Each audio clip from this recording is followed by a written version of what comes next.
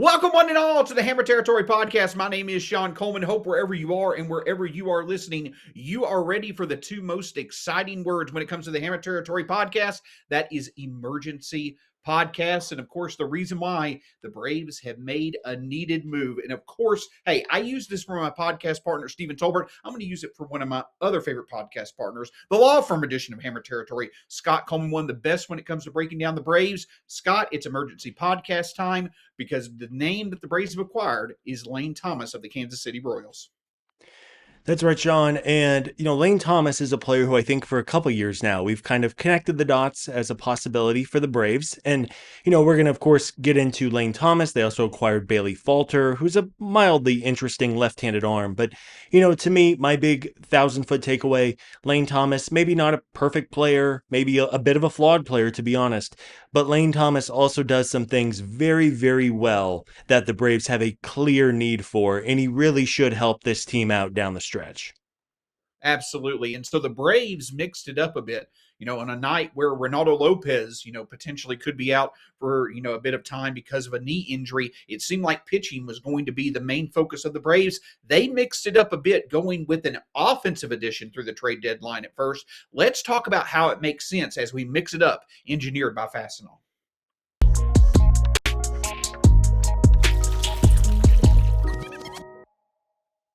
So if you watch the podcast for years now, myself and others, we've talked about Lane Thomas being a potential target. And the Braves have had him on the radar for a while. You go back to the 2024 trade deadline where the Braves were kind of in the playoff mix. You were thinking they may not necessarily go all out because they had some struggles. Thomas was with the Nationals, eventually went to the Guardians, but the Braves seemed to be in play for him at the 24 deadline. They wound up going with Jorge Soler once again. But even before that, Thomas has been someone that certainly seemed to be on Alex Anthopoulos' radar. And so this is why this move kind of makes sense. Once again, Alex Anthopoulos is going with the name he's been connected to before. But why does it make sense? Why does Lane Thomas stand out as being a sensible addition to this team? And it's because, in my opinion, of one big reason. He's right-handed. Well, actually, two big reasons. He's right-handed, but he can mash lefties, and that is one big area of need for this Braves team.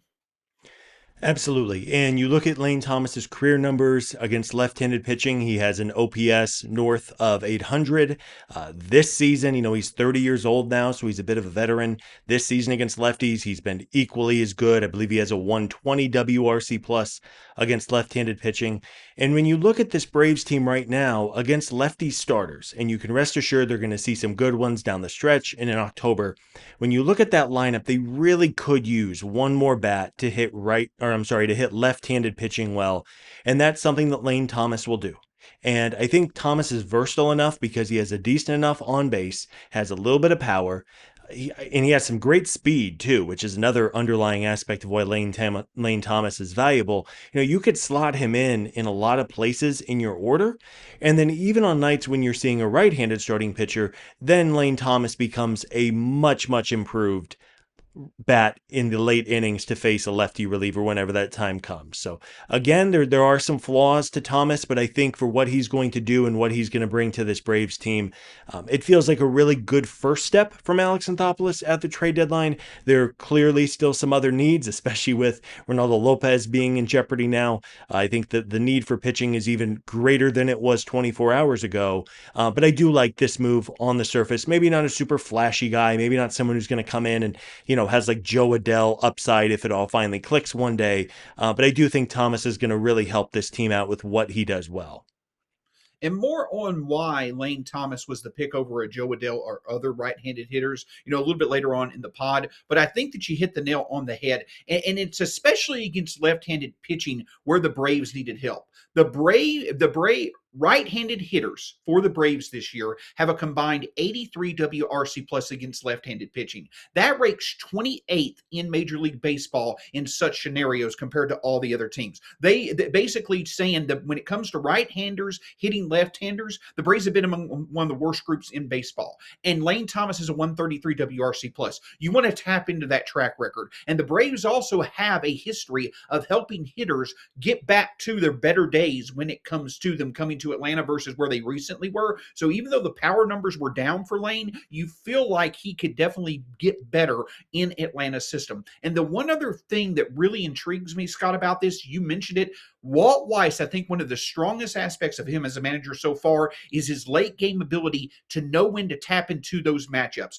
when to use a Mike Yastrzemski or a Dominic Smith against right-handed pitching. He now has that option against left-handed pitching, and that can make all the difference in the world in a playoff scenario. In some ways, Lane Thomas is kind of like an improved version of Eli White.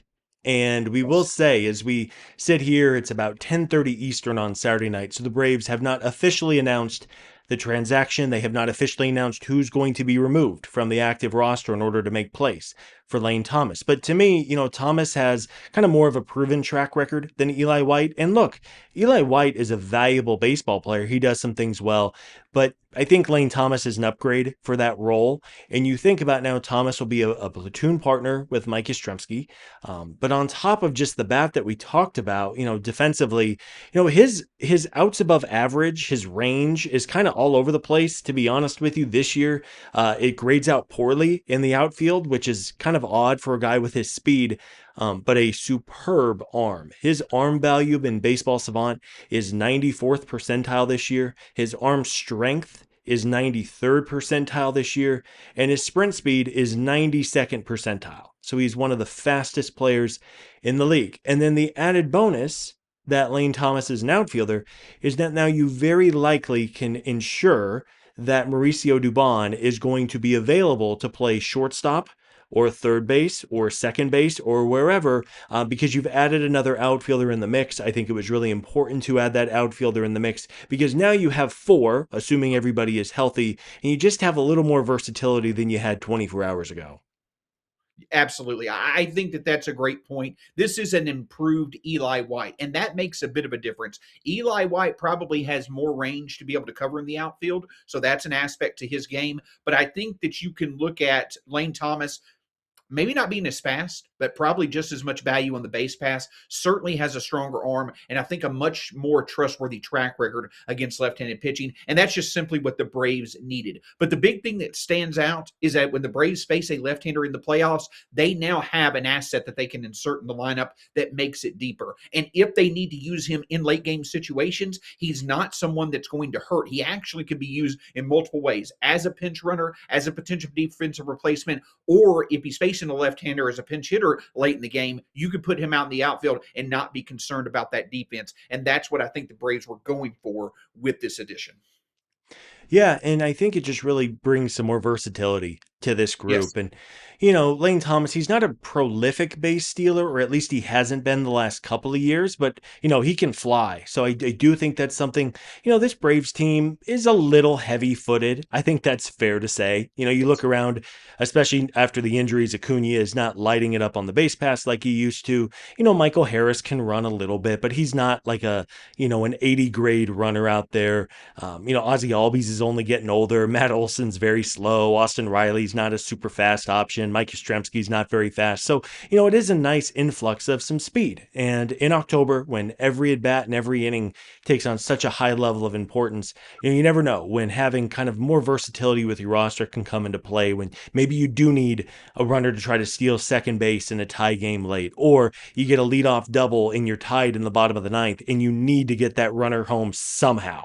And even if you hit two fly balls to the outfield, suddenly that means you've won the game instead of not having someone a little bit faster to run the bases. So again, one more time, I think our big takeaway, Lane Thomas does some things well, maybe not everything well. And I think it'll be interesting to see over the next couple of months. He is a pending free agent. So it'll be curious if maybe the Braves try to bring him back down the road if he performs well. But a player who does some things that the 2026 Braves could really use and benefit from. And I like this. It's a good first step in the right direction. And ultimately, it's just a matter of what else is on the horizon in the next 2 days before the deadline. Lane Thomas was one of only four of the four players that was involved in this move. More on those players, why the specific players involved kept the prospect costs at a minimum, and how that can impact other potential moves for the Braves after a word from our partners, including the wonderful folks at Fastenal. Fastenal, industrial supplies, innovative solutions. Want to learn more? Visit fastenal.com. Big second half of the season coming up. There might be a hot ticket, a rivalry series, a sold out experience that you need to get your hands on. And SeatGeek is the spot for that. You can find good pricing. They help you with the pricing. Green dot, good. Red dot, not as good. And they help you with your view of the seat for some big matchups coming up in August, September, and eventually leading up to playoffs. Why would you not use SeatGeek? If you want to view from your seat, you want to know if it's a good seat, if it's a good deal, it has all of it on the app. It's easy to use. It's one click, boom. You buy the tickets, they send them right to you. You get them on the app, and then you can go check out whatever game, whatever you're a fan of, you can go to, whether it's baseball, whether it's concerts, whatever you're into, you can find a ticket, and you can always try to find the green dot on SeatGeek. And for MLB tickets, you can get 10% off with that promo code we're running all season long, Territory10. That's Territory10 off your next set of MLB tickets at SeatGeek. Make sure you click the link in the description to download the app and have the code automatically added to your account so you can use it later. So, Scott, let's get to some more, very pertinent details about this deal. Of course, again, the details of the deal, the Braves acquiring Lane Thomas as well as Bailey Falter from the Kansas City Royals. And it could have been a pretty creative move for the Braves when you consider the prospect capital that they gave up. Scott, give us the details on that and why it made sense for the Braves to include Falter to maybe keep that prospect cost at a minimum. Yeah, so the Braves, the cost, the reported cost at this moment is Lucas Braun and Carter Holton. Now, I was looking, batterypower.com. Battery Power does a phenomenal job covering the Braves, covering the farm system. I would trust their analysis of the minor leagues over basically anyone for the Atlanta Braves. In their most recent top 30, which came out this past week, Lucas Braun was ranked 28th. For the Braves farm system, and Carter Holton was not included on that list. So it's a pretty mild package the Braves gave up to acquire Thomas and Falter. Both Thomas and Falter are making a little bit of money, so I would wager because it's a lower prospect cost that the Braves are probably eating all the money. Maybe Kansas City's throwing in a little bit, but we do know Atlanta has some money freed up from the Jerkson Profar suspension and other means. But to me, sure, there are people who are fans of Lucas Braun, but not a top tier prospect by any means. We mentioned Carter Holton isn't really on the prospect radar, so low cost to get these two from Kansas City, and hopefully now Alex has the ability to go in and get a couple of impact pitchers because Lord knows we're going to need them given the current state of things. Absolutely. And the other thing that I want to speak to is that the cost was minimal also because, as you mentioned, Thomas is a flawed player in certain aspects, but where he does well, it helps the Braves in multiple areas. Yes, he's a lefty masher. Yes, he has some defensive aspects and some speed aspects that can help out. But one aspect of his game that I do not think should be ignored, he has a career best walk rate this year. Jason Foster of MLB.com talked about the fact that the Braves are among the league's worst at 1, 2, 3 innings. They're among the league's worst when it comes to on-base percentage with no one on base. So the fact that Lane Thomas can draw a walk is a definite aspect I think the Braves valued when going after right-handed hitters versus other hitters like a Joe Adell or a Helio Ramos who probably were going to cost more. They had more power potential, but they also were going to cost more because they were more controlled. The Braves, I think, targeted Thomas because of that aspect of his game, that he could take a walk, but also they feel like they could tap to him being more consistent power-wise because of his track record against left-handed pitching and the fact that he doesn't necessarily, cost you in the field. I think all those things make sense as to why Lane Thomas was the specific target for a right-handed addition. And I think Lane Thomas's ability to bounce around the outfield is certainly valuable without knowing. I mean, God, let's hope nothing happens to Acuna or Michael Harris, but it does give you some insurance there. And you mentioned, Lane Thomas has really grown with his plate discipline this year. His walk rate, 12%. top. It's 83rd percentile in the majors. His chase rate off the plate is superb, 96th percentile. So he really does not go fishing outside of the zone. He's also pretty controlled with his bat in the zone. Only a 68 percentile whiff rate. So I know I just threw a lot of numbers there, but the TLDR is he works a good at bat. He doesn't chase. He doesn't really expand the zone, and he does a pretty good job of getting on base. And with that kind of speed, that's certainly valuable because he's never really been like a super high batting average guy either. So there's things in this profile to like. Yeah. The other interesting aspect of this is that Lane Thomas being added to this roster. The fact is that Bailey Falter probably is going to go to AAA for the Braves. I would imagine that would be the case. So I would, and the Braves just traded 2 minor leaguers. So that means that someone is likely going, or that Lane Thomas is likely going to replace someone at the major league level. You also, I believe, if I'm correct, Scott, correct me if I'm wrong, tomorrow the Braves have to make a decision on who potentially they're going to replace at the major league level when it comes to Ha-Seong Kim. And you have Sean Murphy knocking on the door as well. A lot of important roster decisions coming up for this Braves squad. You obviously know Lane Thomas is going to be there at the end of the day. Sean Murphy's going to be there at the end of the day. Remains to be seen with Ha-Seong Kim. But the point that I'm getting at is that the other Dono that's going to drop here soon, multiple members of the current Braves roster are likely not going to be there over the next 24 to 48 hours. Yeah, there's going to be some roster churn, to be certain. And as actually, as you were talking, Sean, the Braves just officially announced the move. It's what was reported: Lane Thomas, Bailey Falter for Lucas Braun and Carter Holton. And there was no reference of money being exchanged. So it sounds like Atlanta is acquiring the modest salaries of these two players.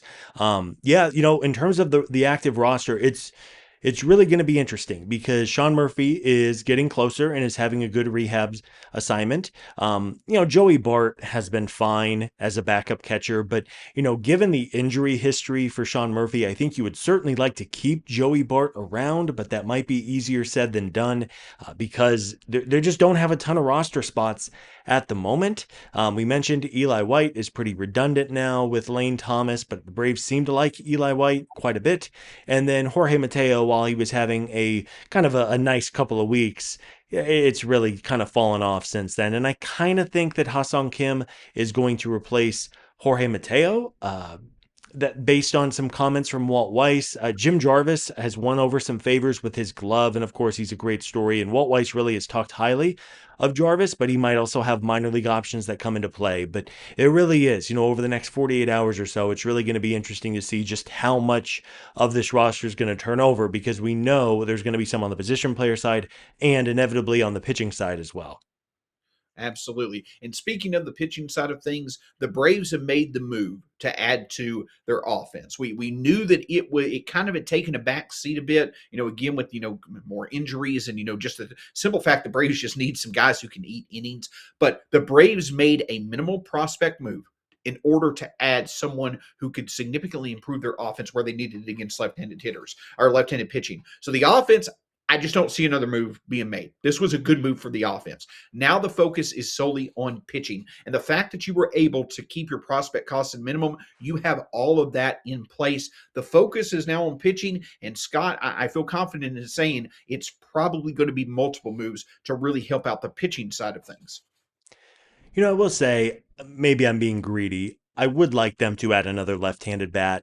I ultimately am not holding my breath, but I do think, I know Dominic Smith has had a better last week or so, but I do think you could upgrade your DH spot. Maybe they plan to rotate that between Acuna and Baldwin and Smith and, whoever else. So I'm not holding out hope for that, but I would not be totally shocked if they were to add another left-handed bat in the next couple of days. So, we'll see. And then on the pitching side, it's going to be, man, it's, scary hours at the moment for the pitching staff, and I do tend to agree. Hopefully they're able to add a couple of arms to really give this team a chance because they are running out of bodies. Yeah, names that have been connected to the Braves. John Heyman mentioned that, it seemed, I believe this is correct, that it seemed like the Braves may be a team that likes Jose Soriano of the Angels. Also, when it comes to Casey Mize, Jim Bowden mentioned that the Braves could be prioritizing him. So there could be some noteworthy names. Those names in particular seem to be that the Braves may be angling towards pitchers that they can control beyond this year. So it would be very interesting to see. But Scott, as we wrap up this edition of the Emergency Podcast version of the Braves in a positive aspect. Is there any moments of Lane Thomas's career that stands out to you? Any moments at all that stand out to you as something that could come into play in a positive way if other teams make moves for other certain pitchers? Well, we know that the Braves need help against left-handed pitching, and if one Tarek Skubal were happen to go to a divisional foe, that could come into play down the road. So yes, I think that's what you're getting at here, the need to add some reinforcements from the right side of the plate. Absolutely. And one in particular that has a track record of hitting grand slams against Tarek Skubal in the playoffs. You can't get much better than that. So that's awesome. I would love to see a replay of that when it comes to Lane Thomas. But hey, the first of hopefully many emergency podcasts when it comes to the Braves, a great addition in my opinion. We'll see what continues to happen. But the thing is this, Alex is on top of it. He knows what the needs of this team are. He's ready to make the moves and get creative in terms of keeping prospect costs as much of a strength as possible to make as much impact as possible. And we're going to have it to cover you all. Scott, take us home. That's right, folks. We will be here over the next 2 days, all things trade deadline. Of course, the deal went down tonight, and within 20 minutes, we had Sean and I in front of a camera and microphone. So any more moves that go down, we'll be sure to fire up a podcast. And as always, a big thank you to everybody for tuning in. These shows are fun. The Braves are winning. They won again on Saturday night, which has been a really enjoyable last couple of days for this team. And hopefully, let's cross our fingers and hope that Alex has multiple big moves left in him to really give this team the best chance possible to turn this into a special year. Absolutely. And we're confident that he's going to be able to do that because once again, despite the last 6 weeks before the All-Star break, this team once again is showing this could be a very special year if the needs that they have are addressed at the trade deadline. For Scott Coleman, you can find him at Scott Coleman55 on X/Twitter. You can find me at StatsSAC. Hammer Territory across all forms of social media, wherever you get your podcast, part of the Foul Territory family of podcasts. Until next time, go Braves. We'll talk to you again soon here on the Hammer Territory podcast. If you made it this far, you will love this next video. Check it out right here and make sure you've subscribed to Hammer Territory for more Atlanta Braves coverage like this multiple times a week.